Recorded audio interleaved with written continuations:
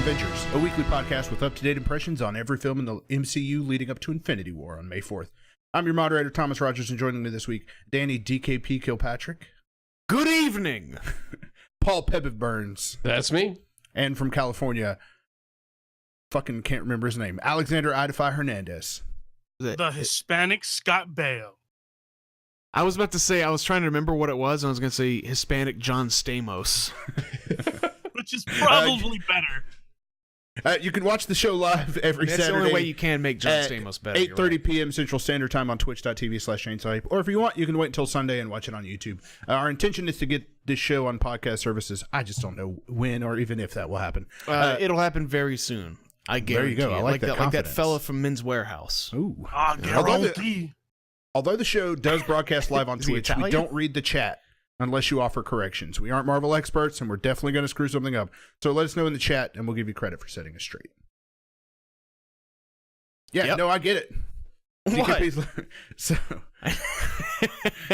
Fast and loose, baby. For transparency's sake, we're not recording this live on Twitch, so there won't be any live corrections. But I just want to make sure I get it out every time. But the next one will be. The next one will absolutely will be. So let's get to some facts about Iron Man 3. It was released May 3rd, 2013. Avengers was May 4th, 2012. So nearly a year since we had an MCU movie. So it's been a while. This was distributed by Walt Disney Studios. Where we've reached that point now to where from Avengers forward, everything is distributed by Disney. So moving forward, I probably will just stop saying that it was distributed by Disney. It had a budget of $200 million. For some context, Iron Man 1 was $140 million, Iron Man 2 was $200, and Avengers was $220 million. It had a box office return of $1.2 billion, so it did incredibly well. And for comparison on those, Iron Man had $585 million, Iron Man 2 had $624 million, and Avengers had $1.5 billion. So, yeah, Iron Man 3 made some money. This was written and directed by Shane Black. Shane Black, you may know, here are some examples of some things he wrote. He wrote Lethal Weapon 1 and 2, The Monster Squad. You guys seen The Monster Squad? I have. I love Monster Squad. The Last Boy Scout. Did you just say you hated it? Yeah, I hated it. My wife loves it, and I can't stand it. Yeah, well, some people like Iron Man 3, you know. The Last Boy Scout, Last Action Hero, The Long Kiss Goodnight, Kiss Kiss Bang Bang, and The Nice Guys were all written by Shane Black. And he also directed Kiss Kiss Bang Bang and The Nice Guys. Yeah, it's quite the shocker that Kiss had Robert Downey in it. It did. Yeah, it's great. It's astounding that The Nice Guys, which is in my opinion one of the best comedies of last year, was by the same fucking guy. Yeah. That I'm getting the vibe that you're not a huge fan of Iron Man 3 either. I don't know if I'd say that, but you could say that. Okay. So this movie is starring Robert Downey Jr., of course, as Tony Stark, Gwyneth Paltrow as Pepper Potts, Don Cheadle as James Rhodey Rhodes, Guy Pearce as Aldrich Killian, Rebecca Hall as Maya Hansen, Ben Kingsley as Trevor Slattery, Jon Favreau returns as Happy Hogan, James Badge Dale plays Savin, which I don't even know if I remember him being referenced as Savin, but he's the one that Happy has an ordeal with. That's the very nondescript, shaved-headed fucking minion guy that's in like every Marvel movie. He's the classic I'm an evil henchman. Yep. Stephanie Sostak plays a character named Brant. That's the girl who has like the scar on her face and clearly wears a wig throughout the movie. Paul Bettany, of course, returns as Jarvis. William Sadler plays President Ellis. William Sadler in a lot of things, but the thing that always stands out for me with him is he is Death in Bill and Ted's Bogus Journey. That's so crazy to me. I know, right? Who was he in this movie? He was the president. President Ellis. Oh, that's right. Dale Dickey plays Miss Davis. Now, of course, Dale Dickey, you guys may remember if you've seen Breaking Bad. She plays the crack whore who dropped the refrigerator on her husband. I'm sorry, not the refrigerator, ATM. the ATM machine. Yes, the ATM machine. Exactly. You know, actually, it's kind of. Sorry, go on. The only podcast that would even mention her. Like, I don't think any of the other ones would.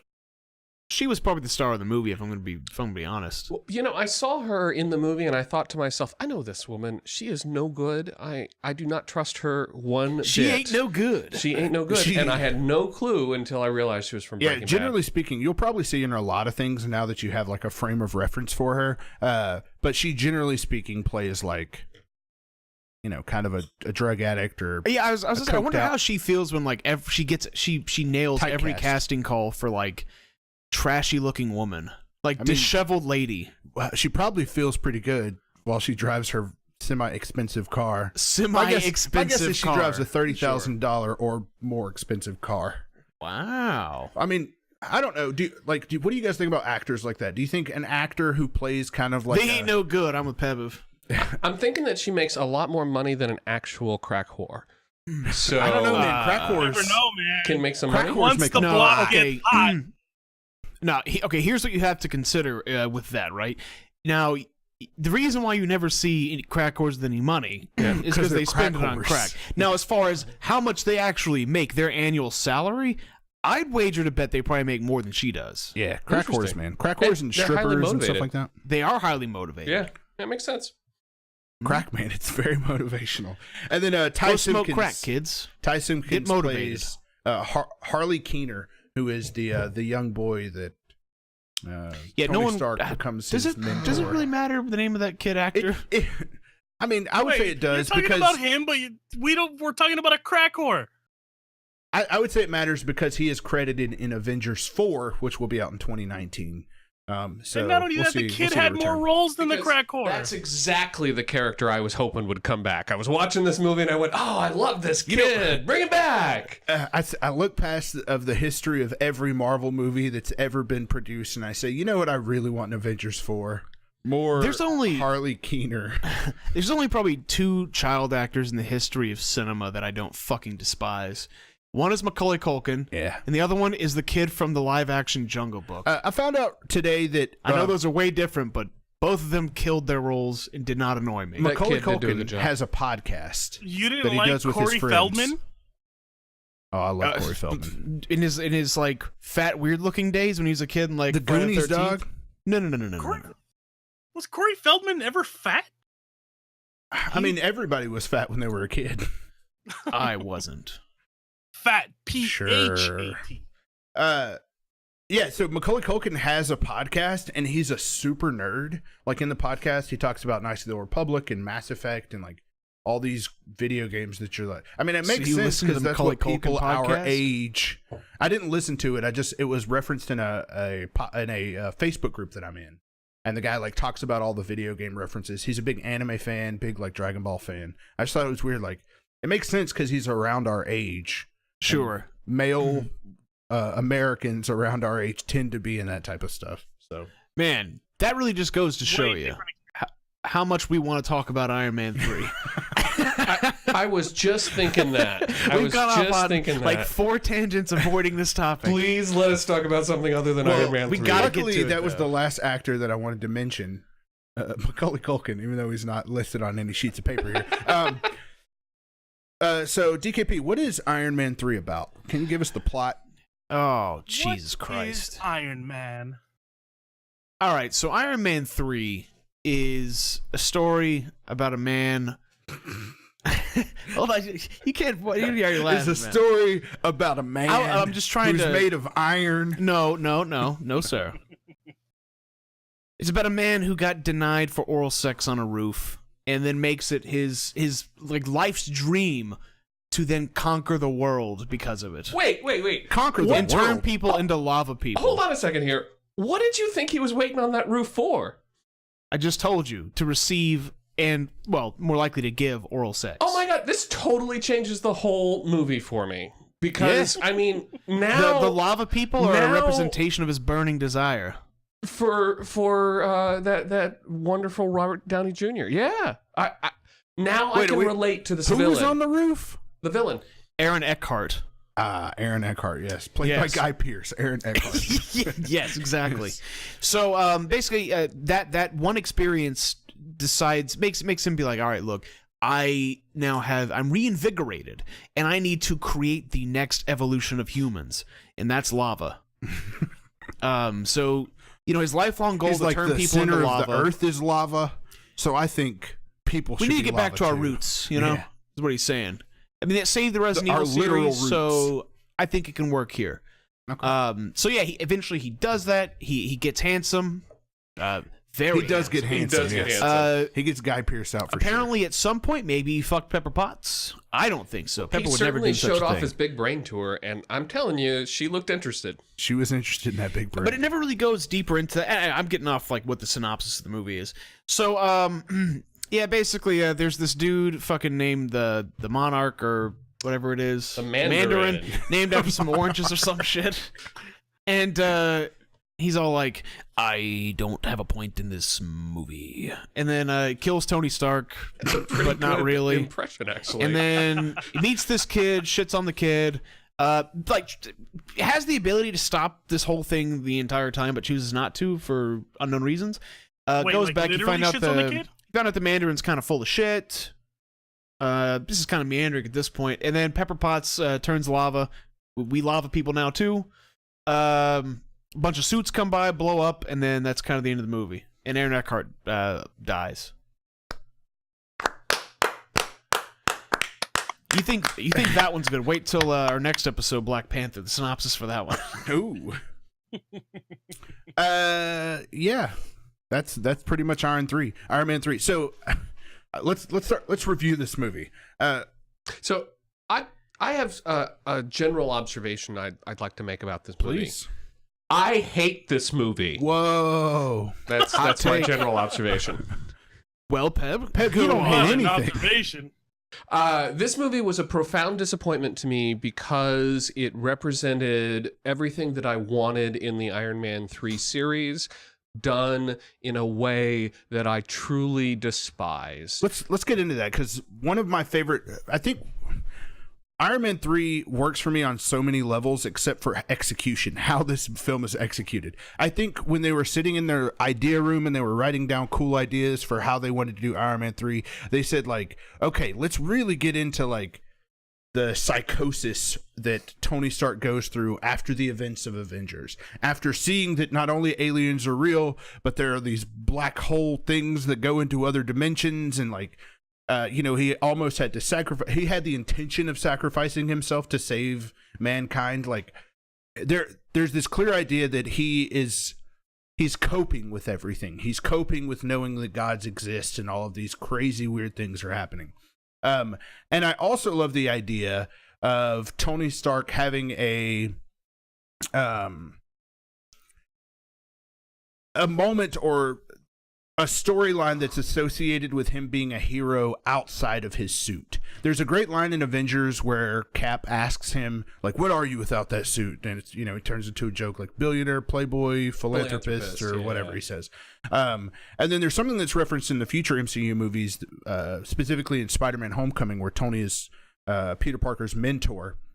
And he makes a reference about how important the man is without the suit and stuff like that. So the idea of this movie, of Tony Stark struggling with PTSD, and the idea of him having to become a hero outside of a suit, those are amazing ideas, and that's exactly what I want out of an Iron Man movie. And I felt like this movie executed that stuff extremely poorly, which we'll get into, I think, quite a bit.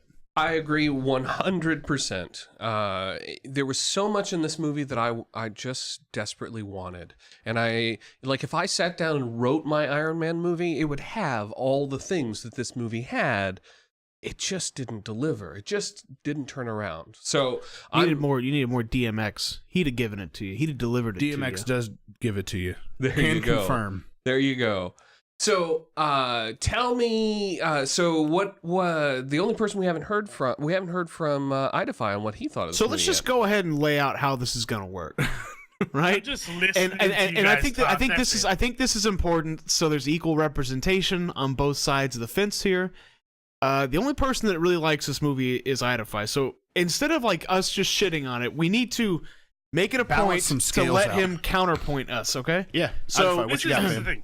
I don't think this is a good movie by any means, but I think it is your prediction better... last week was that this was a 10. Okay. Yeah, and it's not. Once we get further in and I give my review, you're gonna. Sorry, you're cutting out. It does have some very positive moments.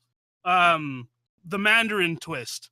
At the time, super clever. On second watching, not so much because you already know, but still, brilliant fucking idea. Ben Kingsley is super fucking terrifying to a point, obviously, and then, gets into Trevor Slattery, and then it's just hilarity after that, which seems to be the trajectory of Ben Kingsley's career. There was a lot of good. There's a lot of good buddy moments with Stark. I thought the Mandarin bits were corny. The videos that he made, I thought they were badass. I thought that the first time when I saw it, when I thought he was a legit villain. There's like terrorist propaganda videos. Yeah, but then like on second watch, like I said, it's not as effective second watch. Or I guess it's not as big of a slap in the balls the second time. I think that, but when he's like, "Did you know that the fortune cookie is not Chinese?" And it's like, dude, that shit's fucking corny, man. Come on. So this is one of the points. This is one of the movies that I desperately wanted to see. The Mandarin is one of my favorite villains, and he was. Bevan, why don't you explain to us the appeal of the Mandarin source material? So the Mandarin. I was in complete shock when I found fortune cookies weren't from China. Sorry. That was surprising. The Mandarin to me was amazing because he was the man behind the scenes. Whenever you would get to the end of the comic book, the comic book was never about we're hunting down the Mandarin. The comic book is about we're hunting down Joe Blow bad guy. And when you catch Joe Blow bad guy, you discover, oh crap, he had another one of the Mandarin's rings. Who is this evil doer in the darkness? It's like you got Quincy. It was Mandarin. The Mandarin is the equivalent of Claw from Inspector Gadget.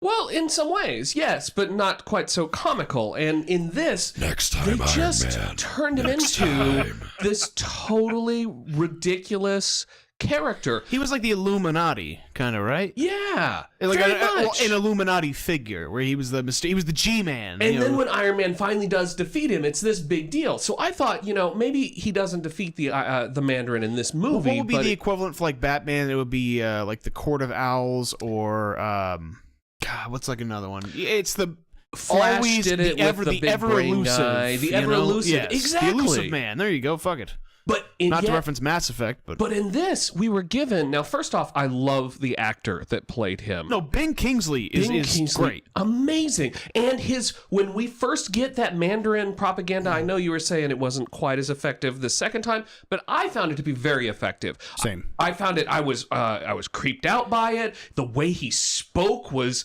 chilling, and so to me, I was all about the Mandarin right up until he became the guy. And even after that, I was like, oh, wait a minute. Mandarin's just pulling one over on Tony.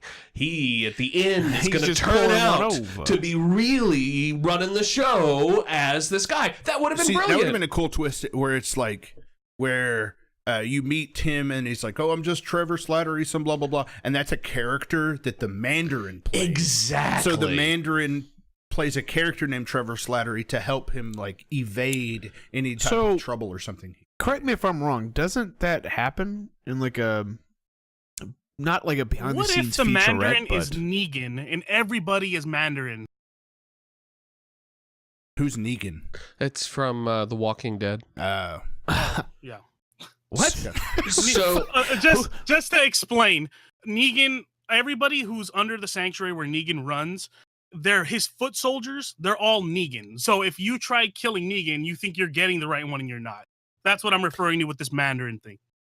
Gotcha. So it's that sort of an idea, but you are correct, DKP. There was some extra content that was released that sort of there's like a short film. Is it canonical though? Like, is it? So, yeah, it's canonical. Yes. But he doesn't. But he. You should watch that should have been the fucking post-credits scene. 100%. He basically just continues to be an actor. It plays up that he's an actor in prison. Like he's acting and like people are following him. He's not like the legit ass Mandarin. No, he's still just acting to be. No. I want him to be secretly the legit. It would have been the triple cross, the triple exactly. Ruse. Yeah. That's double would have been interesting to me. But this movie did not have things like that, things that were interesting to me. It had lava people, though. It did have lava people. I want to go back to something that Idify was talking about, that kind of associated with what we're talking about, which is the twist. Personally speaking, twists like this, wow, what a twist, can work. And a lot. So let's take like Fight Club for example. The quote unquote twist of Fight Club. Sorry guys, I'm about to spoil. You're going to convince this. You're going to compare film. this movie to Fight Club. Yes, I am. So in Fight Club, you get to the end of the film and you find out that Tyler Durden is actually just like a figment of his imagination or whatever. It's a lot more complex than that, and it's a lot more interesting than how I'm putting it out there. But when you're rewatching that movie, there is a certain level of enjoyment in knowing that. There's a level of enjoyment that you have of seeing the scenes that he has where he's like fighting himself and punching himself. Let me put it this way. It makes those scenes just as, if not more interesting than the first time you saw them. At the end of The Usual Suspects, when it flashes back to all the signs I haven't seen Usual Suspects, so don't spoil it. Shut up. I've never seen it. It's like a fucking 50-year-old movie. He hasn't. Every time it comes up, I tell him he needs to see it. I need to see it. There's just a bit where like there's signs throughout the movie that point to like the guy that they're looking for that you missed. And on second watch through, it's like, man, they all were there.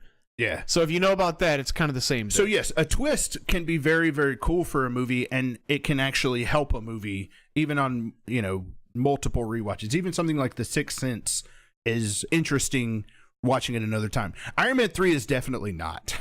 It doesn't. You don't go. When I went back and watched Iron Man 3, I didn't see those scenes and be like, look at him just being an actor. How fascinating. This is making this scene so much more interesting. It actually made those scenes less interesting. It made those propaganda videos like less scary or spot on. I had that same experience. And in fact, I felt cheated when those propaganda came on and I said, oh, I remember when I thought this was cool. I was such an idiot. Which they are cool, but they're cool in context of if Ben Kingsley is actually Mandarin. Tell him, Peb. Mandarin, man, you changed, man. You used to be cool. I knew Mandarin before everybody else made him uncool. Now, like, this in the trailers, I remember the trailers for this movie, seeing him, and like, just the one line you pretty much got from him, which I was like, that's the chilling line, but like, when you see it in the movie, it's kind of not as much when he's the whole like, you'll never see me coming.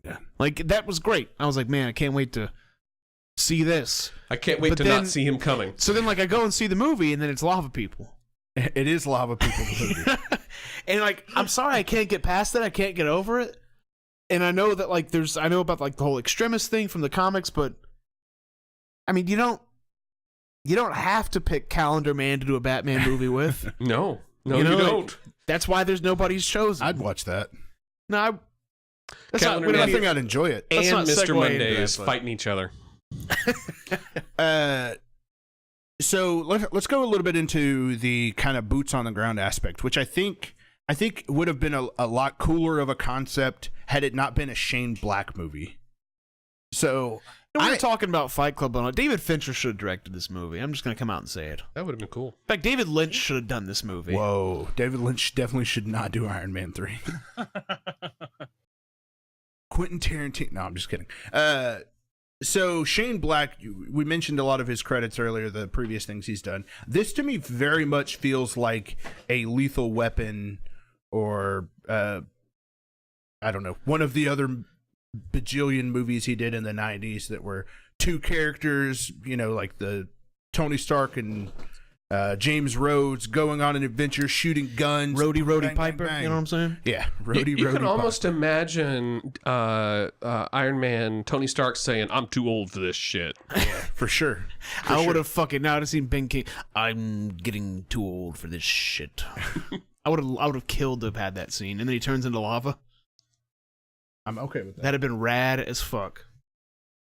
So, what did you guys think of, I guess, Shane Black's directing, as well as just the whole concept of, Peb, I'll push this your way, of just Peb's kind of the emoting boots on the like ground. Tasty for this one, man. He's ready to go. I despise this director.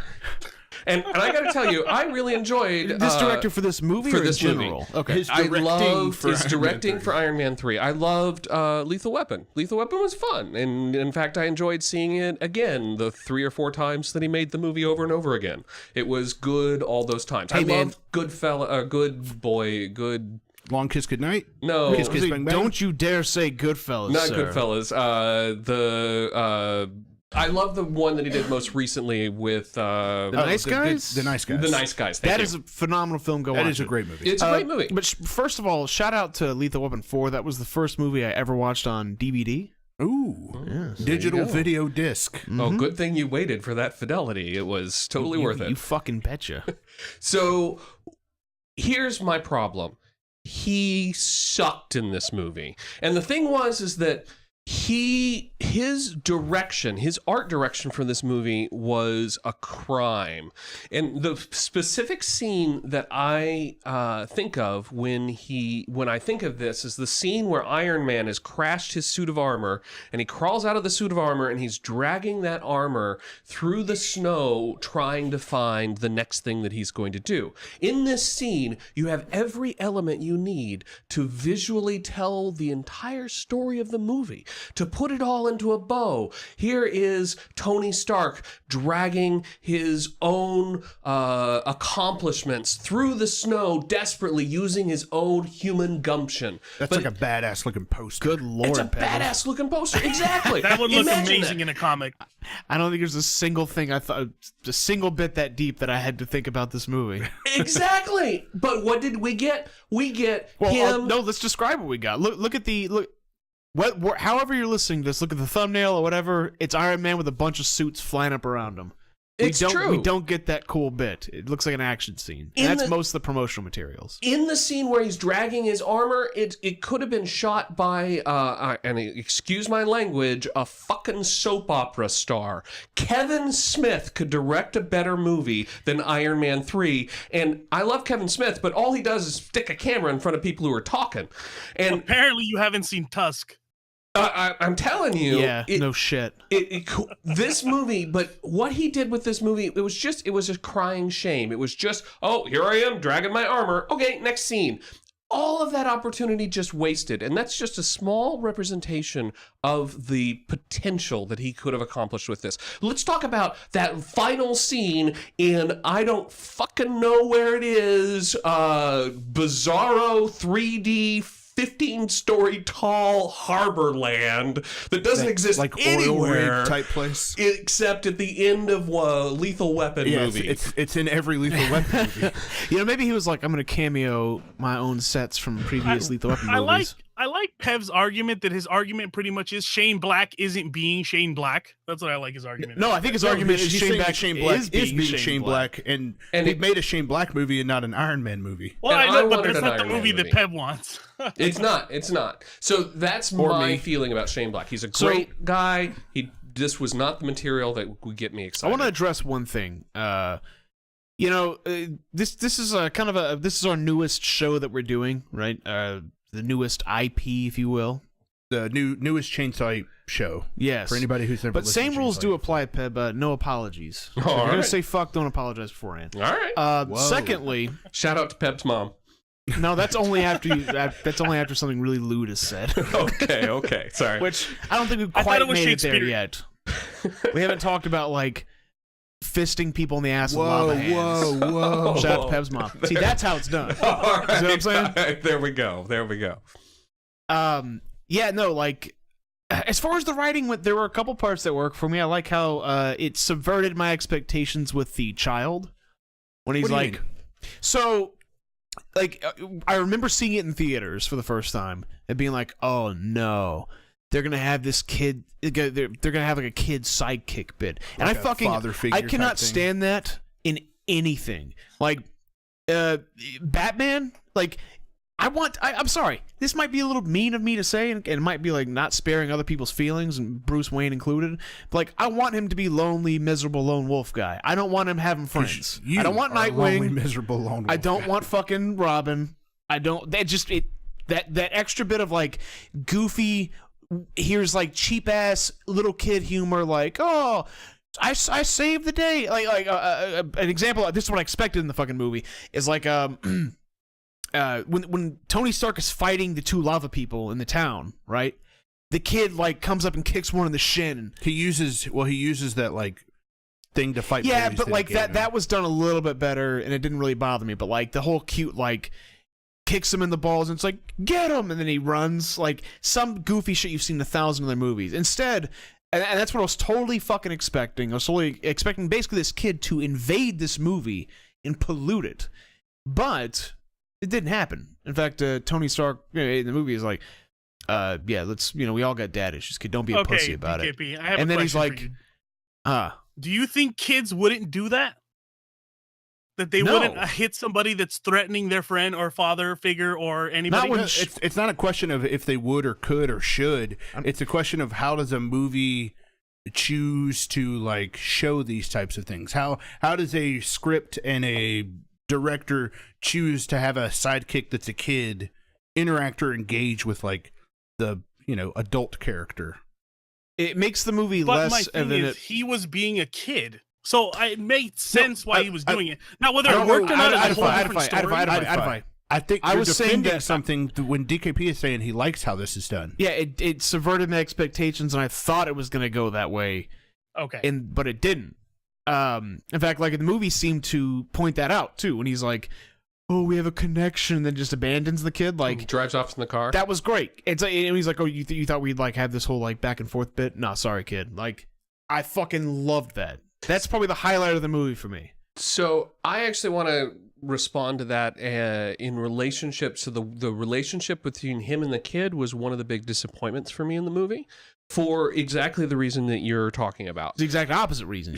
Yes. So I found, and maybe this is just my own personal experience, but I was very personally offended by, for example, the end of the movie where he comes back to his garage to discover that Tony Stark has, instead of providing any sort of honest emotional relationship, has instead dropped off, bought him off with a bunch of stuff. And for any kid who wanted his dad to come to his birthday party and got a fucking AT-AT instead, knows this is just sort of a painful reminder of just how awful and unredeemable people like Tony Stark are. And I want to love Tony Stark, not hate him. I don't know, man. I kind of feel like Tony Stark in this one, where it's like, yeah, everyone's got father issues and experiences that. Don't be a pussy about it. Sorry, kid. Like, I don't know. I don't know what. I think I that's don't know the what hard exterior of you. I think there is something inside of you. No, yeah, but that's the. Okay, look, I don't identify with this child, and the kid, and I think it worked for me because the kid, like, it wasn't. The kid got it. No, yeah, but like, okay, here's why I think it worked, and I wasn't like, wow, that's a really mean ass thing to do. Yeah. Like from the fucking get go, the kid's like, hey, you want to be my fucking dad because you're cool and Iron Man? It's and true. he's like, yeah, no, kid, sorry. Like, I barely fucking know you that shit ain't happening. I do like the joke that he says where he's like, "Where are your mom and dad?" And he's like, "My mom is at work or at a diner or some shit, and my dad is off getting scratch offs." But I think he won because that was 6 years ago or whatever it was. I did think that was pretty funny too. Yeah, but like, if the kid was legitimately like a sympathetic character, that would be like a little bit different. But like, the kid almost seemed like a con man from the beginning, like where he's like That's just interesting. constantly being like, hey, you take me with you, or I be my new dad. So I totally take it back. I would love for this kid to come back if he's a villain. I totally want him to be. But he got stood up on a roof too. Yeah, now he wants was to make more lava yeah, people. I took all the stuff you made for me, and now I'm gonna be. He's like, I waited in my garage for you to come blow me for fucking like 10 years, Tony Stark. And you now never did. now I make lava people too. Look what you made me fucking do. Not lava people. Oh no, it's always gonna go back to lava people. I can't get over it. So let's talk about Pepper Potts for a bit. DKP, what did you think of the relationship between Pepper the two Potts. of them? I know the Pepper Potts Tony relationship is like super important to you. It's like the go-to relationship for you for Marvel. So Well, what it's did not you really a think relationship. I'm like in love with Pepper Potts. Gotcha. Like Gwyneth Tony Stark Paltrow or could fucking Pepper die, Potts? and if I could step into the movie and date, well, both, but no, not Gwyneth Paltrow as a person. Okay. I would never date any woman who named her son or daughter Apple, which she has done. But her as Pepper Potts or her as Margot Tenenbaum, greatest of all time. I would murder my wife to step into a movie like Last Action Hero and live my life with him instead. Okay. So no, Pepper Potts is great as usual, with the exception of when she became lava. I didn't like that. Yeah. But she did become lava, and then she did wear Iron Man suits. Yeah, which like that's the thing that everyone was wanting to see. Like, not me. Pev, you wanted to see it, right? I absolutely wanted to see her in an Iron Man suit, and I was profoundly disappointed with the fact that her taking on the Iron Man suit was not her own impetus, but rather something that she was sort of dropped into. I would have been much more interested. I wanted her learning how to use the suit because she had to and coming to rescue him, and instead we just got... Had the desire for something more offensive than defensive. We have, apologies, we apparently have a dog farting. Dude, one of your dogs fucking ripped horrible ass. So he was emoting it. I was trying to figure out how what I was saying was making him make that face. It made me lose my fucking train of thought when I smelled it. It's terrible. So right. I love, that was part of the things that I wanted. I wanted to see Pepper Potts in Iron Man suits. I wanted to see her in badass Iron Man suits. Did you say Pepper Potts? Pepper Potts. Is that what you said though? No, you said not Pepper sure. Potts. Okay. So, and I didn't get it in this movie. In this movie I got, and I'll give you, it was romantic when he sends the suit to rescue her. When it's like slow instead. motion and they're both flying through the air, and he like does his little And that would have been okay if she moves. then like took it onto herself to become more engaged, but instead she was just sort of this Princess Peach, oh no, rescue me throughout the whole movie. Like I mentioned earlier, it would have been cooler if she was using the suit for something more offensive than defensive. Yeah. And in this movie, the Iron Man suit was very like defensive. This is a sports podcast. This is my now? thing. Yeah, This is my hear it, thing. man. Is that really the Pepper Potts character? Her getting the suit and going and attacking, is that really her? No, it's not. The character can be whoever the fuck they write it to. Is her character being made out of lava either? You know what I'm saying? And doing backflips like her. Yeah, But her in character all is the doing Iron Man backflips. movies, she's been that kind of, Okay, so here's kind of the helpless, thing. kind of No, not. no, she hasn't was been at genuine all. for her in the beginning. No, to her I now. kind of agree She- with Otterfight to some degree. Like her bit is she wants to run a business and she loves Tony Stark, but doesn't want to deal with all of the nonsense that Iron Man brings with it. And that's which exactly is, it. Her bit is cleaning up Iron Man's messes. He makes PR nightmares, he sleeps with women, and she comes in and she cleans up the mess afterwards. Her job is to take out the trash. Her That's job is to take referenced out in the the trash. first one. I want to see her taking out the trash in fucking War Machine. But we I didn't see don't her take necessarily out the want to trash in see this. that, but I just want what's best for her. And that's I not want that's what's not best to for be her, with too. Tony. I think there's a way to make her a strong Minus the lava character. pepper. To make her a strong and very important character without turning her into Lava Woman and putting her in a suit where No, she, like And can I talk she about... successfully runs his business because he fucking can't. Like, I don't see what there's anything wrong with that. Not everyone has to fucking fight gods and space bugs and be lava people no, they don't.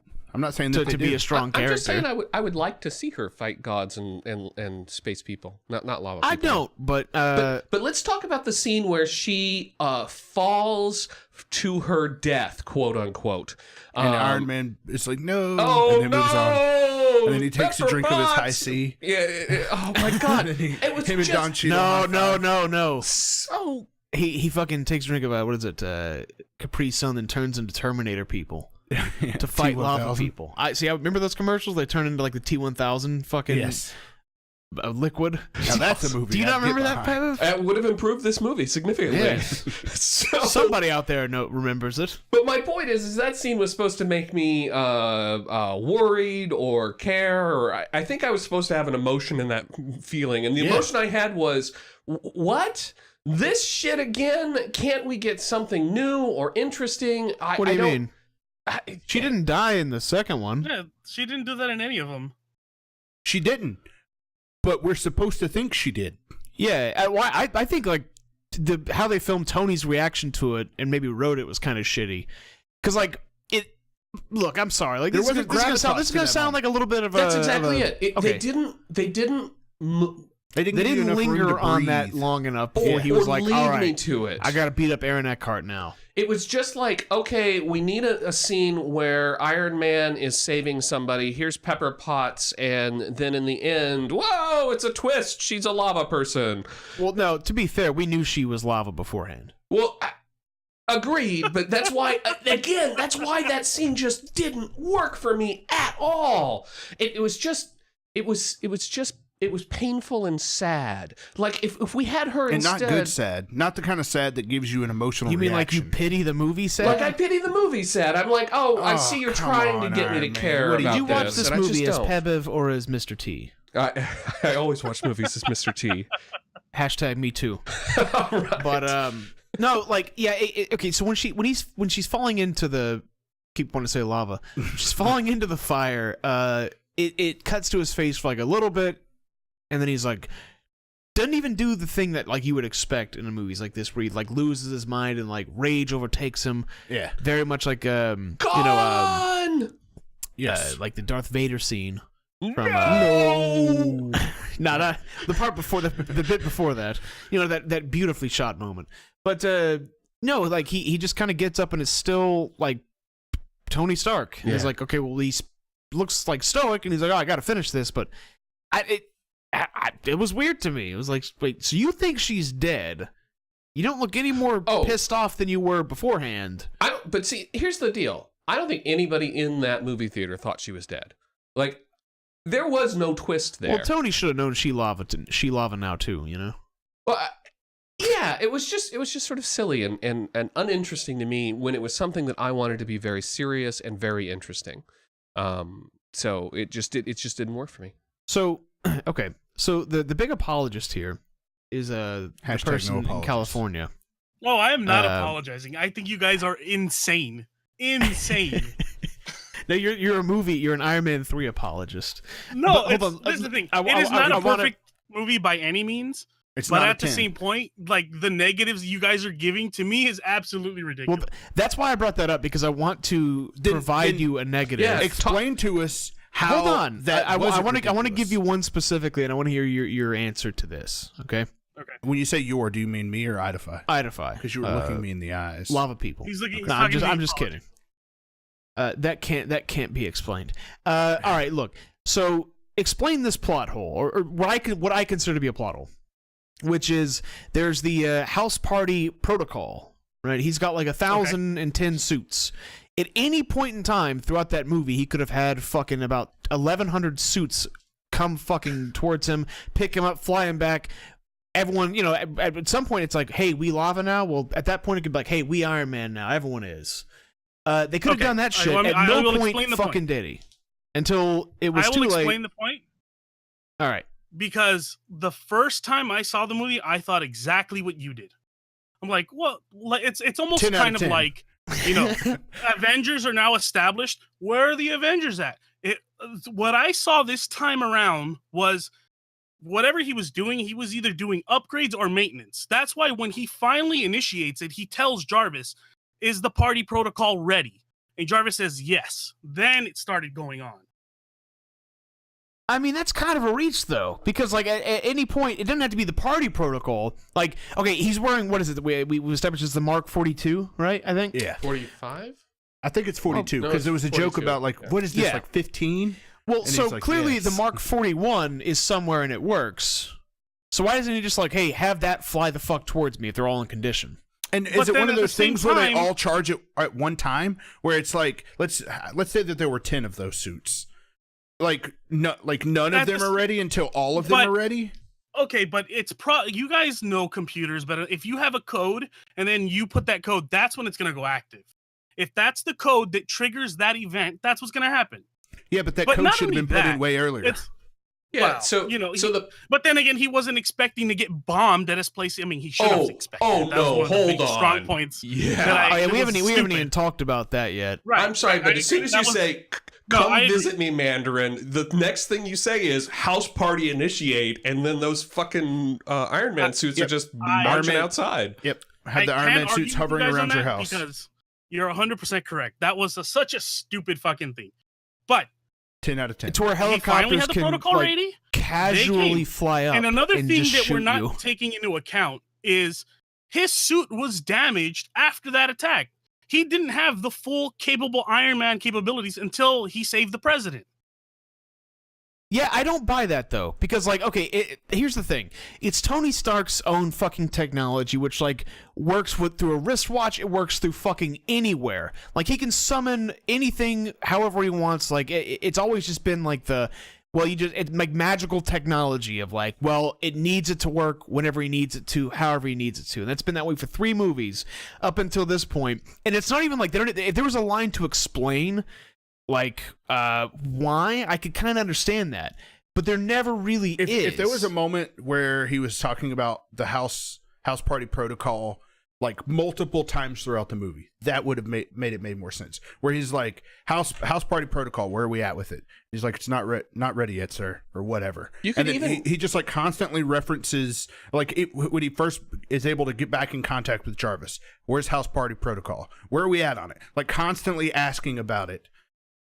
I don't know. It would have made a little bit more sense as to like why it was just perfectly lined up to the exact moment when he needed it, that it just magically, all 10 of them just magically recharged at the exact moment. But let me ask you something. If he would have kept mentioning that during the entire course of the movie, wouldn't the ending just have been a complete giveaway?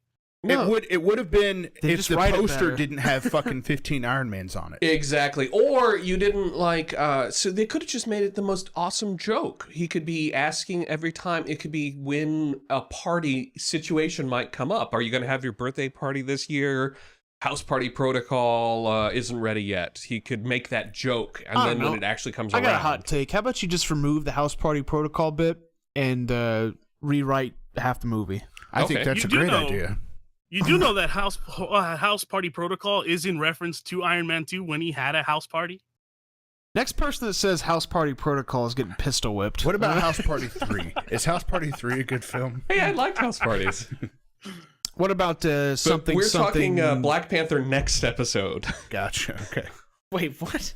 All right.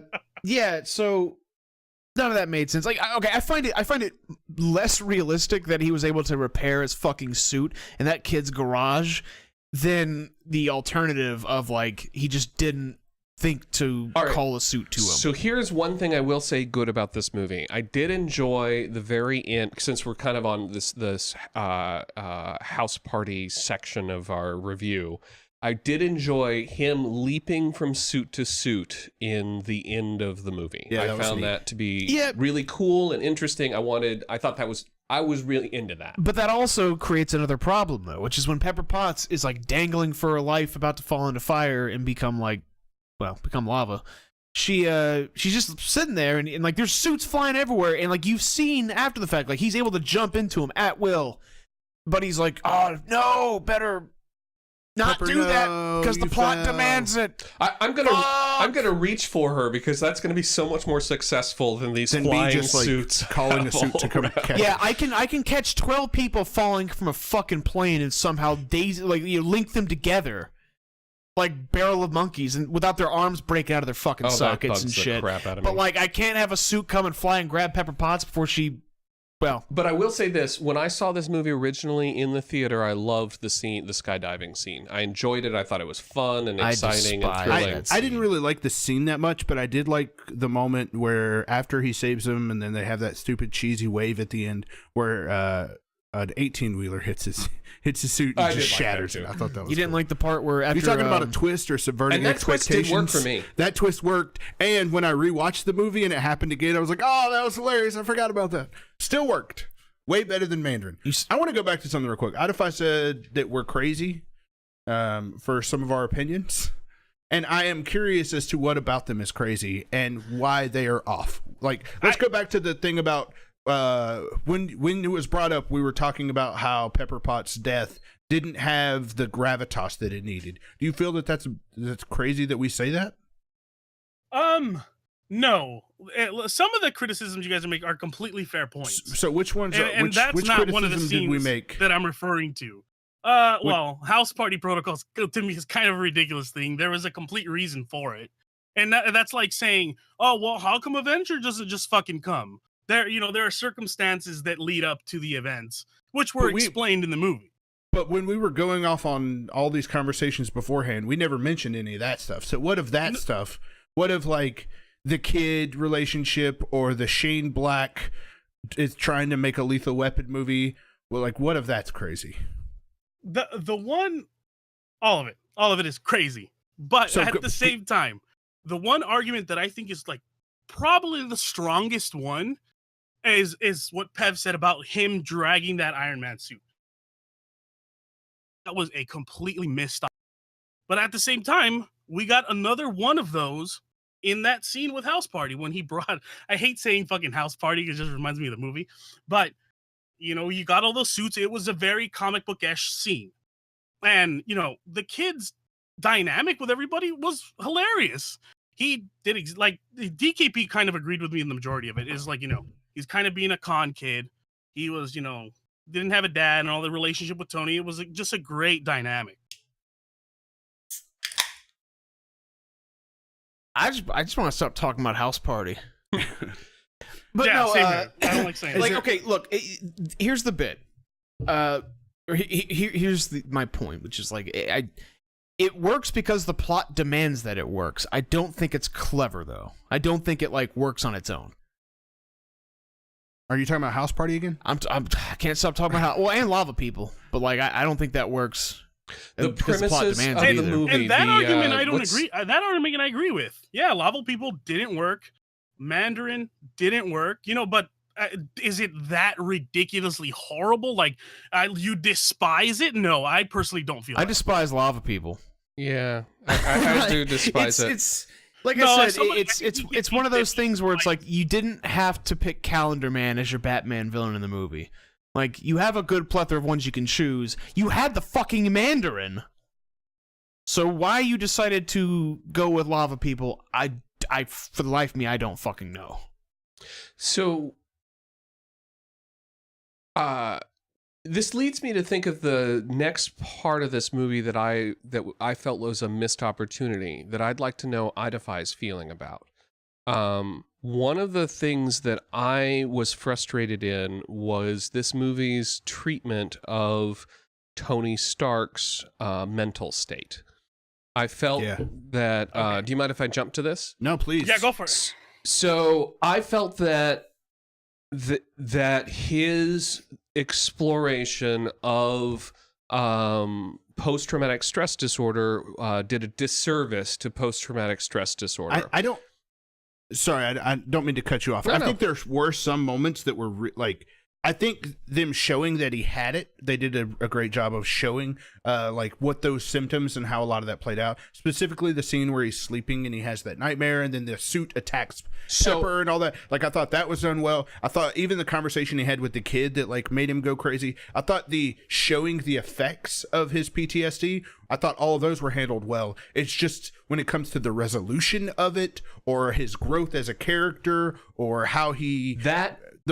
how I don't know where it goes. I don't feel like it paid off well in the movie. That's exactly my problem with it. And I did love, like, the scene with him summoning Iron Man's suit in his sleep was brilliant, and I thought it was an excellent metaphor for the experience of post-traumatic disorder.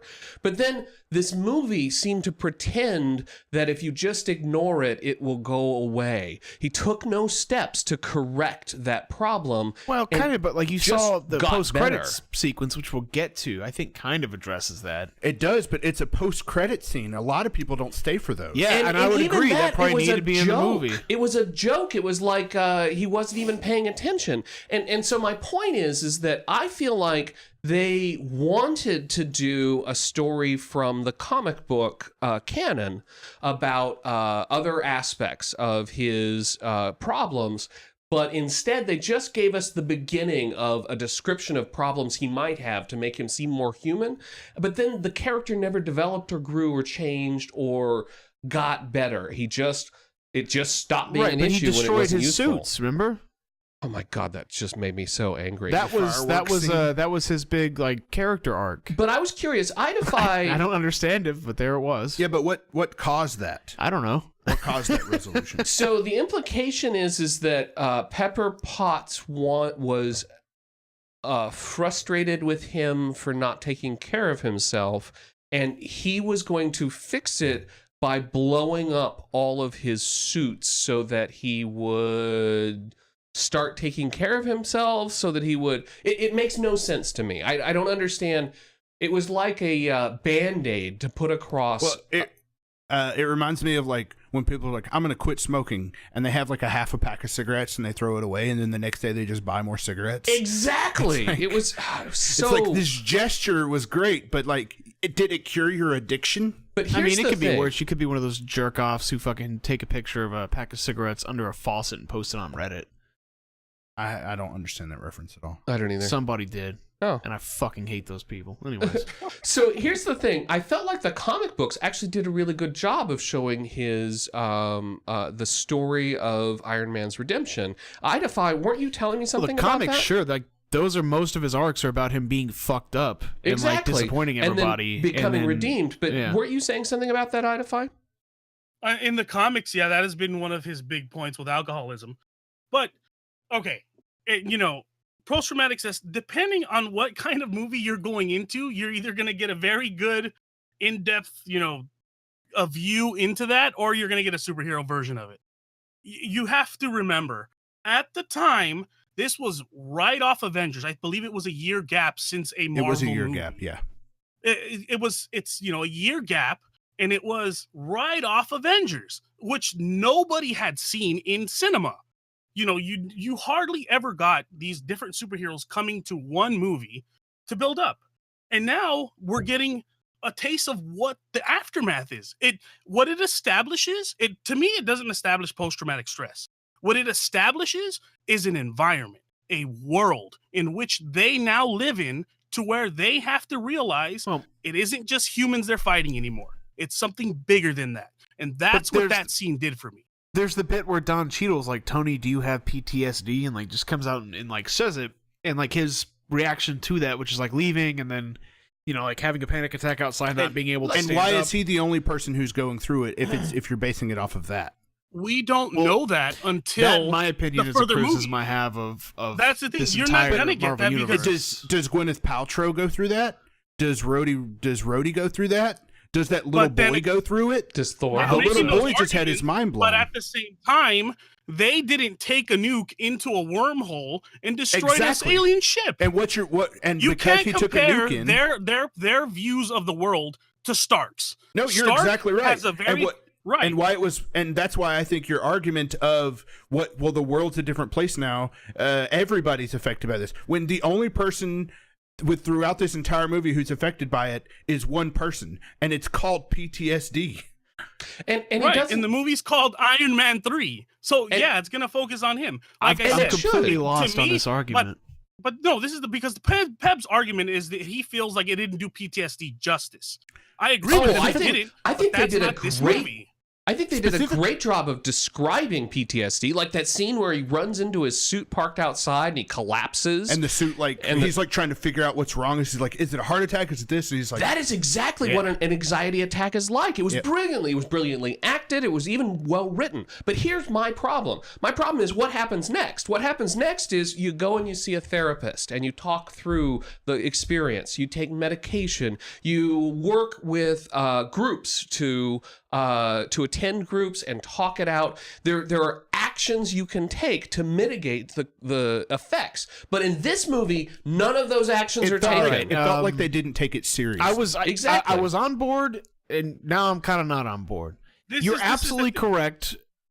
But I don't want all those scenes in an Iron Man movie either, though. You know what I mean? Just give me one where Pepper Potts says, you need to see a therapist, and he says, you're right, let's schedule that now. That's all I need. Luckily we have, we're watching this movie it's already been out for a couple years. There are other scenes in the rest of these movies where Iron Man is having these kind of mental illusions. And no effort in any of those movies for him to do anything about it. All it would take is him pulling out a pill and saying, oh, I got to take my anxiety medication, or I talked this out with my therapist and now I feel better about it. At the same time, I'm not going to quote the next movies because there are other moments in there where they mention it. But at the same time, at the end of this one, you got that kind of thing. Yeah, they joked around with it, but that's not saying that he's not trying to get help. But what it's saying is that it's irresponsible. No, you see, I don't think it's necessarily saying that either, though. The absence of something isn't like pro something else. I could phrase that better. It is in context of that being such a huge aspect of this film. when like so many parts of this movie show a man who is suffering and struggling with something, that like that stuff is super interesting and handled super well until it comes to any form of resolution. Yeah, but you like, see, like the first half his of the struggling movie, in with all that is purely just so his character arc can work. It's not really trying to focus on but PTSD anyways. An arc, what a character arc is something that has a beginning and an end, and there is no good end to this particular and in aspect fact, of if what's he happening. behaves the way he is, there is an end to that behavior, and that is your life ends and you fall apart and you are unsuccessful. And that none of those things happen to Iron Man. He just goes on to make more movies and fight more bad guys. Like I said, I genuinely think you that, saying we're insane does not Yes, add because any there is no, but it because- doesn't add any value to say that we're insane. Explain to us why we're that's insane. what I'm going to do. You're saying that every end has to end with a fail. No, his end of the movie, whether That's it was not what he's saying satisfactory at or all. not, was him destroying the machines, picking up his old ones, and starting new.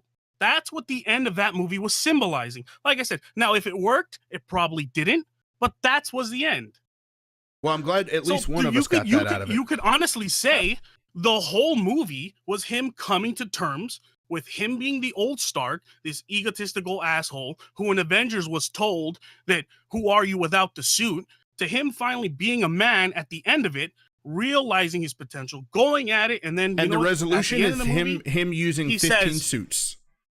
that's how he fixes his you know what? panic attacks. look, No, I, but at least it gives you a reason. It doesn't just say that it leaves it open-ended. No, he at the end of that movie, he came with the conclusion, you know what? I'm going to start anew. What do they say in Alcoholics Anonymous? One day at a time?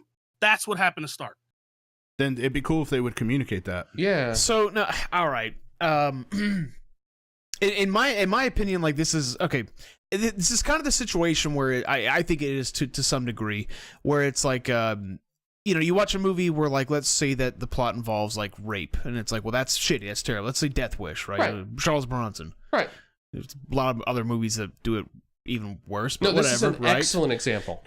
For someone who's been raped, they'd be like, wow, yeah, I can't watch this. That's despicable. That, like, oh yeah, the woman got raped, but now it's up to this guy to go avenge him, and like, this is a serious subject. But for everyone else, it's like not a big deal.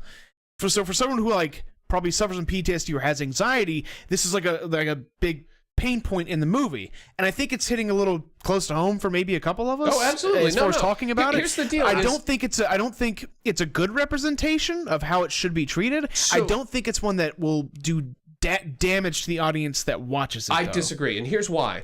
The behaviors, the way that Tony Stark responds to this problem, which is to ignore it and to make jokes about it, is how people with PTSD fail to deal with their problem. And that is the harm that it does. It tells you that don't worry about it if you have PTSD, just make a joke about it and laugh it off and move on. And that is dangerous to me.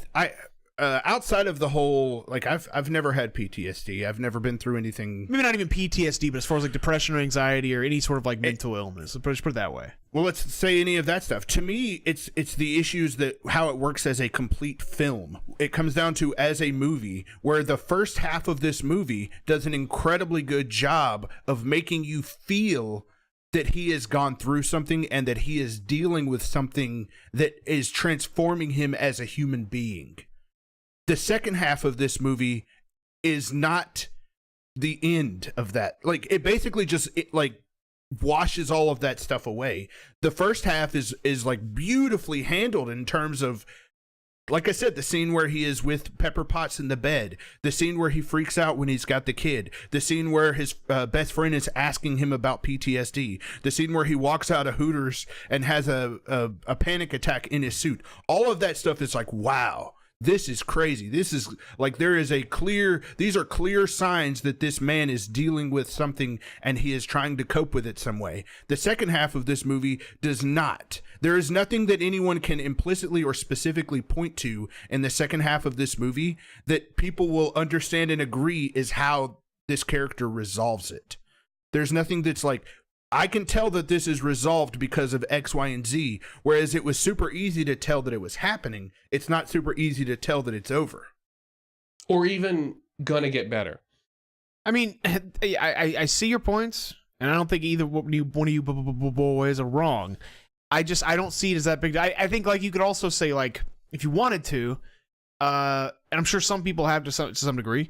Like I think the bigger like, the egregious crime this movie commits as far as being insensitive, if you want to do that, is towards like veterans and like, oh yeah, people that are kind of fucked up from war, they're willing to go kamikaze and blow themselves up against a fucking wall, or to get their limbs back, they'll turn like there's mercenaries, they'll just fucking murder people. Like, or if you're vice president, you'll turn traitor just because your daughter's missing a leg.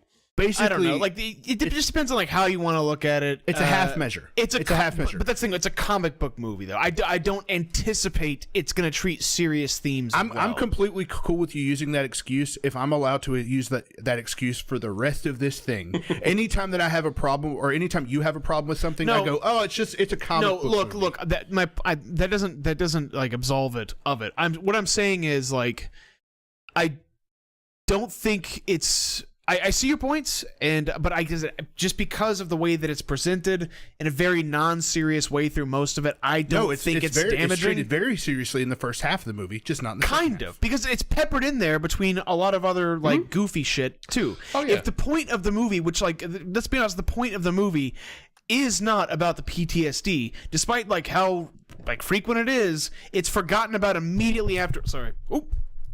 Forgotten about immediately after it comes, in lieu of more lava people, more like the second half of the fucking movie, around with it. No, even in the first part, it comes and goes very quickly. Lots of moments of him dealing with it and struggling with it. Like I listed off like 5 of them earlier. There are several scenes. I know that, but those, like I said, but those scenes don't carry over to another scene, and where it's like really being addressed that often. And that's the problem. Yeah, that's. I just think I like that leads me to think it's just not an effective way to go about even touching the subject, or like it's not a good character or plot point. You are exactly right. You are proving our points. But my argument is against the fact that I don't think it's damaging toward, because that takes responsibility away from the watchers as far as being responsible people. I do want to say that I personally, so my dad had PTSD. And the Iron Man in this movie profoundly reminds me of my dad. This movie is about like my dad, as far as I can tell. And one of the things, so I have a personal bias, so I will concede the fact that that I'm more sensitive to this than maybe the average person would be. And I will say that I have no personal bias towards this at all. I can't speak to the things that you or your relationship with your dad or any of that. I can't speak to any of that stuff. I can't speak to any of those types of issues. I can't speak to PTSD. I can't speak to that. I can only speak to it as like how I feel about when I'm watching this movie, and it is handled. I think the question is it damaging for audiences? I don't think so. I've never brought that up. I've never brought up the idea that it's damaging for audiences. That was my whole like kind of point, that I don't think it is as much personally. I think it's just poorly done. Oh, I think most of us can agree there. Maybe not out of 5. No, I agree. But like I said, I don't think that was main. I mean, yeah, it's all cool to me. Is it damaging to audience? I don't think so personally. I think you guys know that already. But I don't think it needed to be done well. I don't think that's what this movie was going for. Then they shouldn't have done it at all. That's how I feel about it. Then they shouldn't have touched it at all if you're not going to do it. So here's where I was going with it. There was a perfect reason to bring it up. It establishes that we are in a world past Avengers. That now they have bigger threats on their mind than just their own little worlds, which they were in before. Then do that as a movie. Do it in like every character. Have a scene that's like showing how the world is reacting to it. Have like all kinds of insanity. I feel like Spider-Man Homecoming, not to jump into the future, Spider-Man Homecoming does a better job of explaining this is a post-Avengers world than Iron Man 3 does. Because Iron Man 3 specifically only associates with how Tony Stark deals with it. It's the only stuff that we see in Iron Man 3. There are other movies that we are definitely going to have this discussion again, because that's one of the themes in Phase 2. There are a lot of those scenes where all the characters have been reacted, and like you said, the world reacted. And that's fine. When we get to those scenes, I will gladly bring them up. I'm not saying that those things don't exist. What I'm saying is that you're saying that Iron Man 3 is about that, when Iron Man 3 isn't about how the world reacts. It's only about how Tony Stark reacts, and how he reacts is through forms of PTSD. and that stuff is handled poorly. So one of the things that I would have liked instead would have been him dealing with alcoholism. I thought That was actually Shane Black's intent, and Disney I think that would have worked a lot better. I think so that too. would have That worked would have better. been great to see. And they wouldn't have been able to get away with him just at the end continuing to be a drinker. They would have had to have shown him. They wouldn't even had to have laid it on really super thick. No, either. no. All they have to say is, "I'm going to see my. I'm going to talk to my. What do they call it? You don't My even have to have them advisor." explicitly say it. Well, I think we're talking about two separate things. I mean, like the depiction of his alcoholism, because I know, like It had Disney a cool didn't. scene at Disney the end of didn't the movie want where he has like an AA coin and he's like flipping it in his fingers. Exactly. That would have been cool. You could have That's just a very been subtle subtly. way of saying it. See, if we did it that way, then I'd be on Pep's foot, be like, I thought that was handled very poorly. As a fan, I'm kidding, but DKP says no Like, this redemption movie- for any of the characters. this movie's like about my dad, except like, good thing you don't see the rest of the movies. You got worse after AA. as a fan of the Iron Man character, I would have loved to see the alcoholism. I think in this movie, It's it more would of the have felt source out of material. place. Yeah. I don't think so. Don't think so at all. I think alcoholism because like you would've can been achieve the bad. same. Because You out can of kind of achieve nowhere- it both. Think about it.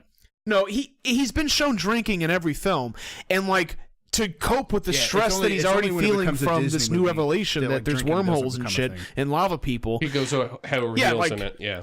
Fuck, how the fuck think do you if think we I would cope have with life? seen- Shit. And I I'm Tony think if Stark, we would have baby. seen more of those scenes in other Iron Man movies, oh, Be look the at the house conclusion to party that. from the previous one. that, You boys that's ready to true, I move forgot. on? All right, we're gonna move on. So let's score this movie. I think my guesstimation, my prediction. Do you have the predictions as to what we thought we were going to score it? The predictions for this movie were Iron Man 3. Mr. Thomas Rogers, 6.9. Danny Kilpatrick, 8.5. Paul Burns, 5.5. And Alex with a straight 10. 10 out of 10, baby. I'm gonna go with a 5. I did not like this movie at all. I have to grade it on a curve according to Major Tom. I'm going 4.5. But you did like this. I just don't like movies as much as you. Period. I don't think so. I have to score it lower because I dislike it. I think just as much. There's always this weird thing. I'm That's kidding, always but- why like putting numbers to things is a weird thing. In somebody's mind, is a 5 like if you're counting numbers 1 to 10, I think this movie the number is 5 is right in the middle. slightly below average. And that So that's why I'm giving you're it a grading it on a 4.5. scale of a 5 being right in the middle. Yeah. And I'm grading it on a weird, stupid scale that like video games are rated, where like 6 means that it's not good. So it doesn't actually matter. What'd in you the think, great scheme of Idify? things. I gave this movie a 6.5. And See, I I did rate- that because, this movie had problems. I'm not going to deny that. I would have loved to see Mandarin. I would have, that scene that Pev talked, him dragging the suit. There are a bunch of scenes that were missed. And I think if Shane Black looks at this movie, he's going to say, this is one that I dropped the ball on. But that being said, it's still better than fucking Iron Man 2, 6.5. So I got to the 1 hour and 9 minute point, and I stood up from my bed and I walked across my room and I stopped the movie and I thought to myself, I'm going to have to review this movie, so I have to get all the way through it. I'm going to have to review this movie. And in order to do that, what I did is I got down a piece of paper and I started marking off 0.1 for everything. I started at 5.5, which is what I thought I was going to score this as, and I started marking off for everything that was worse than I imagined. And when I was done, I got down to a 4.2. So I'm giving it a 4.2. 10 out of 10 out of 5. I've never seen Peb so heated on probably anything. Well, I think ever. what this particular episode of the show has shown us is that there are a lot of personal aspects. I'm not even right? even when he's not talking about the personal aspects, like how passionate you were just talking about how stupid this fucking movie was earlier. I You feel know- strongly you know, about how I'm stupid always this movie is. enthralled This is a great conversation. watching that happen. I gotta say, this is a very weird one for me. Just hearing all your comments, and when I heard we were watching Iron Man, even before the predictions, I'm like, okay, everybody's gonna be on board. This is a better movie than Iron Man 2. We are set. This is gonna be one of those. We're all gonna be on the same page. Man. No, we're We've completely never not. I'm so glad you're there to act as a counterpoint. Yeah, you're gonna balance the scales of how much we don't like this movie as a group, because I think most people out there in the world agree that this is not a great movie, not as good as 1, but better than 2, and I think 2 is a much better movie than this. I agree. I don't like 2, but I agree. All right, now it's time to move on to a new segment called "I'm a Monster." Monster. So how this segment's going to work is we're in phase 2. This is the first show that we've done in the phase 2 segment of of the Marvel Cinematic Universe. And phase 2 has this weird thing where every movie in phase 2 pays homage to Star Wars, specifically Empire Strikes Back, and specifically Luke Skywalker losing a hand. So in every film in phase 2, a character loses a hand. So throughout phase 2, this segment will exist. So, do anybody remember who lost a hand in this? I do. Please tell me. Lava and Man. us. Lava Man. Aaron Eckhart. Aaron Eckhart. Which we never even touched him breathing fire, but Aaron we don't Eckhart. need to. He does breathe fire. 10 out of 10. God. Seeing Peb's eyes roll back in his head just now. I did not give it a 10 out of 10. No, you thought you were No, going you to give it a certainly 10 did. out of 10. You My gave this final movie review was not a 10 out of 10. Greatest I'm of embarrassed. all time. That's why I'm going to drag it into the ground. Oh, please. Hey, at least we stopped the whole small penis thing. And of course, you beautifully bring it back up to remind us all of it. So Well, you know what? PKP can continue I on got his interrupted. jokes. I got interrupted earlier, but my bit was gonna be. I gave it a 4.5. I was gonna say I score this movie according to Idify's penis size, and he scores it according to mine, and he gave it, It would a have been solid funnier ass if you would have 6.5. referenced your joke He thought that he was gonna did give back it a in 10, Iron Man though. 1 You know what I'm saying? and said Terrence Howard instead of me. Oh no, we ain't talking about Terrence Howard's micro penis. Look it up, everybody. Don't look it up. All right. Ever again. It's time to move on to Secrets of the Marvel Universe. Universe. Number 1. In the flashback at Switzerland, Tony briefly meets Ho Yinsen, character that helped him build the original suit in Iron Man 1. I really like that scene. Yeah, me too. Happy Hogan is dressed like Vincent Vega. What are those ties? Bolo ties? Bolo ties. He's got a sir. bolo tie on. That's New got, Mexico outfit right there. Peb knows all about those. I do. Are you from there, or did you just live Peb's there? actually wearing a really nice bolo tie right now. That's right. It's got turquoise on it. I'm wearing 2, but I wish I was see one. I wish I was an audio listener so I could. Where's the other one? Shout out to picture Peb's mom before you answer. Hey, I'm afraid you're gonna have to get me a little more drunk before you can find out. Number 3. Can Happy do. addresses a secretary off camera by the name of Bambi. In the comics, Bambi is the first name of Stark's longest-serving executive secretary, Miss Arbogast. Number 4. AIM originally appeared in 1966's Strange Tales and was a weapons research division for Hydra during World War II. I really enjoyed AIM. There's a good series in the 90s where, and in the early 2000s, where Daredevil was fighting a group of 4 different bad guy groups, and AIM is one of those. Cool. I don't have any points of reference for it, but neat. Number 5. This movie combines 3 different Iron Man arcs. Demon in a Bottle, which is the one that heavily implies alcoholism. Man Thing is a comic that I had never. How do you feel about Man Thing? All right, so We've here's never the talked. deal. I don't think we've ever tackled this subject. How do you feel about Man Thing? So here's the thing. When I was in the 7th grade, there's sort of the hierarchy of geeks. The geeks who read, the kids who read Man Thing were at the bottom of the pile. They were the ones that we got to make fun of. They were the shit And they tier read ones. shit tier Iron Man comics. That's right. You got the crappy Iron Man over there. Were Man Thing comics just is that what the poor kids read? It's like Swamp Thing. I'm too poor for Swamp Thing. All I can afford. That's like a Simpsons joke. It's like, oh, all I got is Man Thing. It was Demon in a Bottle, Man Thing, and Iron Man, the 2005 run. So Demon in a Bottle, because of how Iron Man struggles and deals with the affliction that's happening to him.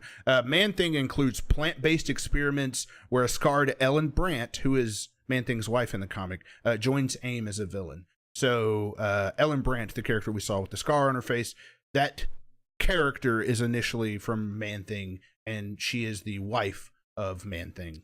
And in this movie, she plays a I wish I was as cool as the bald guy who is utterly nondescript. Yep. And she gets killed by a fucking microwave. I believe she does. And she's made out of lava, but like microwaves can, I ain't buying it, man. I ain't buying it. If only she had breathed fire, that could have fixed that. Hot Pockets. Anyways. And then of course Iron Man 2005, which includes Maya and Aldrich Killian. They're the people who create Extremis. In that 2005 run, Aldrich Killian is so fucked up by what he created, he kills himself. So he's a much more like sympathetic character. You know the coolest thing about Aldrich Killian is this movie's over. His name. That's the only cool thing. That's a cool name. If you got the word kill in your name. No, like Aldrich is cool. That's a solid villain name. But man, lava people. Plus, like getting stood up for fucking blowing some dude. That's terrible. It is. And then be like, I need to kill the world now. Oh, and I didn't get a chance to say the woman this movie should have been about was the woman that Iron Man's like slept around on in the very beginning of the movie. Pepper Potts. I would the not Pepper Potts. Oh. If only she had been a cool, interesting character as opposed to somebody who just sort of like was there. Yeah, we kind of glossed over that part, and also Tony Stark being what is it, Mission Impossible, and just shooting people with guns and killing them and blowing their heads up in pools. Yeah, but we don't really need to. I don't think. He's like walking around shocking people. I threw him in the thing. Now I'm just gonna throw a grenade in because that's what I do. I grenade people. Number 6. Jarvis had his own stocking. So, there's a scene where they're at Tony's house and Jarvis has his own stocking because it's Christmas. And his stocking is green, red, and yellow. And I don't know if that's an intentional callback to the Vision or not, but it's an interesting one nonetheless. Number 7, the ring on the Mandarin's right pinky is the same one that Raza wears in Iron Man. Raza is Ra's al Ghul? Nope, not Ra's al Ghul. Different everything. No? Different everything. Yeah, that's so. He's the guy who his face gets fucked up by Tony whenever he's trying to get out of the cave. In Iron Man 1. He's the one that puts together the so suit. The very, very, like, original OG Taliban member who gets killed by Jebediah Dane had the fucking Mandarin ring on? Yeah. He's one of the members of the team. That's a hint at a much better movie we never got to see. He was setting it up for the Mandarin conspiracy. I'm telling you. The ring that's on Mandarin's right pinky in this movie, same ring. So it was an intentional callback or whatever. Number 8, America's response to the events of the Avengers was to rebrand War Machine as Iron Patriot. Iron Patriot was an alias used by Spider-Man's nemesis, the Green Goblin, in the comics. That was so stupid. And they make this joke. We feel like it tested well in focus groups, and I feel like they tested it with focus groups and said, well, for Iron Man 3, do you want to use War Machine? No, it doesn't test well. We'll make the Iron Patriot. Yeah. Number 9, while fighting Savin, Tony calls him Westworld, which is a reference that I did not know in 2013 that I very well know I think very now. fucking few people probably knew that reference in 2013. I didn't at the time. Number 10, the character President Ellis is named after comic book writer Warren Ellis, who wrote the 2005 Iron Man story, Extremis. Number 11, Jack Taggart, the unstable Extremis soldier who's at the Chinese theater, the one who blows up. Roxxon Oil and the Silver Centaurian armor were all featured in the Armor Wars storylines in the comics. Jack Taggart was a minor villain in the Iron comics known as Firepower. The name's familiar. Number 12, Eric Savin was a lieutenant colonel in the U.S. Army. He stepped onto this is all from the comics. He stepped onto a freshly planted mine, which blew him to pieces, and cybernetic surgery was immediately performed on him. He became Cold Blood. So we're getting these villains that are just like, who gives a shit? They might have been cool. There could be cool stories associated with these characters that we'll never get because they're henchmen. Number 13, the Mandarin bears a tattoo on the back of his neck of Captain America's shield with an anarchist A in the center instead of a star. And that's it for Secrets of the Marvel. I keep looking at the poster here of Iron Man. Do you think, like, astronauts, he has, like, piss and shit in that suit? He does urinate in it in Iron Man 2. On accident, though. Well, he brags about it. Because somebody asked, like, how he pees, and then he's like, like that. I thought that was, like, assuming he was just, like, doing the equivalent of pissing his pants, though, because he was too drunk. They didn't tell us. I had always assumed he had some kind my headcanon is that he doesn't put in a catheter. while getting in the It suit. must hurt. Because when he he gets had in that with suit. jeans on and everything. You know what I mean? Like that crotch piece slamming into his. If there's a catheter in there, there's a nanomachine tube that like a snake it's whips and just shoots up his urethra. And he's like, ugh, every time. And this is the actual reason Pepper Potts won't wear the suit. She's like, oh my God, what's happening? That'd be wonderful. The one thing that I kept thinking when in this movie, when he kept putting the suit on and kept flying at him, was how fucking painful that shit must be. That's true. All right, let's move on to our next segment. Our friend Stanley. Stan Lee, his cameo in this one is a beauty pageant judge. He throws a hard 10 out there. It was all right. Yeah. Yeah, it's okay. I've had better.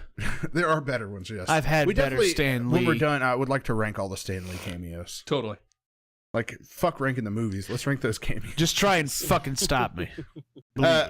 Time to move on to everyone's favorite segment, the post-credits, get out your fucking checkbook segment. Get out your fucking checkbook!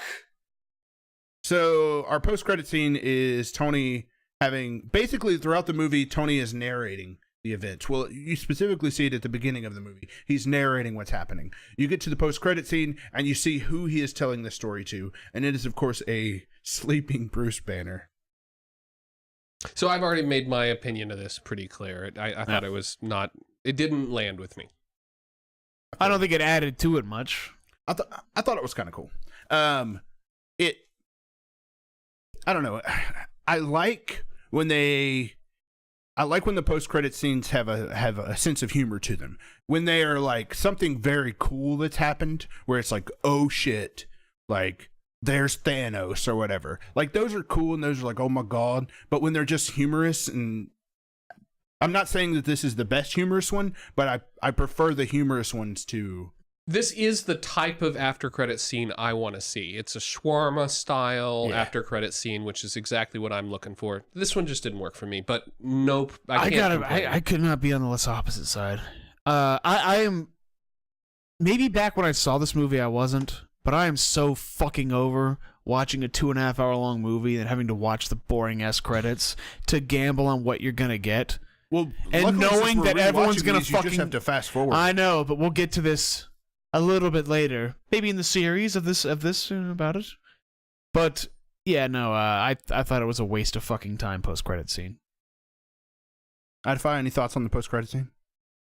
I don't have a problem with it. It was great to see Ruffalo again, considering how kind of really cool Hulk was in Avengers. So to see Ruffalo back as that character again, loved it. I like the line where he's like, where he interrupts him as he's like, yeah, this kind of stuff isn't for me. And Iron Man interrupts him by saying something. And he's like, I just don't have the temperament for it. I thought that was funny. Or I'm not that kind of doctor. I don't have the temperament for it, fellas, because I'm the Hulk. Turn into the other guy. You know that movie, The Nice Guys? That ain't me. Written by the same director, though. I'm not in it. Get it? That would have made The Nice Guys a very different movie. If the Hulk was in it? Yeah. I'd watch that, I guess. How can I help you? Do you know what I see in your future? Do you see me describing Thor: The Dark World? Possibility. Oh, possibility. It's time to predict what we think we're going to score Thor: The Dark World. So would you like my summary? Please, yes. Tell us all about the... I think that will help me try to give a prediction on what I'm going to score it, because I don't remember fucking anything about this movie, barely. All right, so Thor: The Dark World, I have not seen it since it originally came out. What I recall is that Natalie Portman is in it, and she ends up in a warehouse and throws trash into a hole in the universe. And that is a major plot point that leads to giant clouds of darkness that are going to destroy us all. And elves. And Thor must save us! But I don't know how he gets here or what he does, because all of that was so unbelievably boring. And that's pretty much what I recall from The Dark World. I remember... I don't remember very much of the plot. I remember watching...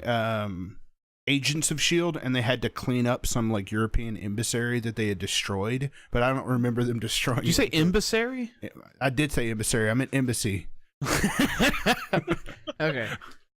But yeah, Outside of that, I don't really remember. I just remember I strongly disliked this movie. That's what it's very long. That's what I remember. I think that's going to be a trend for every Marvel movie or any of these like. Oh, it movies. is. I'd do you remember anything about Thor: Dark World? No, I don't. I'm sorry, go on. Well, I was trying to fill the didn't hear space that for you. called me. I believe when I thought it You was cut better out. than the original Thor, but then again, I hated that Thor and I like it now. So I'm gonna give this one an 8. All right, so Good this Lord. is our predictions. Idify's come down 2 points on his prediction from a 10 to an 8. He's setting his sights a little more reasonable, I think. I'm gonna go ahead and score the. Oh shoot, I wrote it down in the wrong place. Once again, you know how me and Idify score our things, right? How do you score your things? I explained it earlier. Oh, okay. No. So Idify went with an 8. I'm gonna go with a. I like Natalie Portman, so it's got to be at least a 7. But I really, really hated this movie, so I'm gonna score it a 6. Cool. Sorry, go ahead. I too am giving it a 6. That's my prediction. I remember thinking it was extremely fucking boring. Thinking the villain was like the lamest villain of all time. The area in which the climax takes place looked like like when they add shit in with like effects to make it look like there's more stuff going on and more clutter, but it's like just a courtyard. Yep. I feel like they skipped that part on it. That's what I'm remembering. But I don't remember despising the movie. Or I don't remember Lava People, so that's why I'm giving it a 6. I've had this weird. I don't know what I've realized with Marvel movies is the first time I watch them, I tend to score them a little lower than what I do the second time I watch them. I actually like the Marvel movies more the second time. In the case of Iron Man 3, disliked it way more, but I've seen it more than twice. And I've only seen Thor: Dark World one time, so I'm really curious. I have this sneaking suspicion that I'm going to go higher than what I would initially think. So I have this suspicion I'm going to like it more than the original Thor. Can you tell me what I scored the original Thor? The original score for Thor was A 4. I'm just kidding. 7.5. 7.7. All right, 7.7. That is my prediction. You think you're gonna like this one better? Yes, I think All I'm gonna right. like it better. Idify and Major Tom coming in real similar. Ooh. Is there anything else that anyone wants to bring up before we shut this bad boy down? We didn't predict for Black Panther, but None look of us around. have seen Black Panther as of the recording of this podcast. So, Absolutely. Yeah, we will be doing Black Panther next since it's the big hot thing out in the world. And after that, we're going to kick off with Thor. So at some point coming up soon, we're going to double up and you're going to have 2 episodes in 1 week. So hashtag please be excited. Yeah, you're fucking welcome. That's what that means. Hashtag please be excited. Come on. Anything else that anyone wants to say before we close this bad boy out? No, I don't. I normally I'd have a funny quip or something, but no, I don't. All right. Well, that's it for this week's Preparation Avengers. Join us next week where we'll be discussing Thor, The Dark World. Don't forget to give us a follow, like, and subscribe, etc. on Twitch and YouTube. Our panel one last time. Danny. Yes, sir. Paul. That's me. Alex. Hey now. And I'm Thomas. And don't forget, Baskin Robbins always finds out.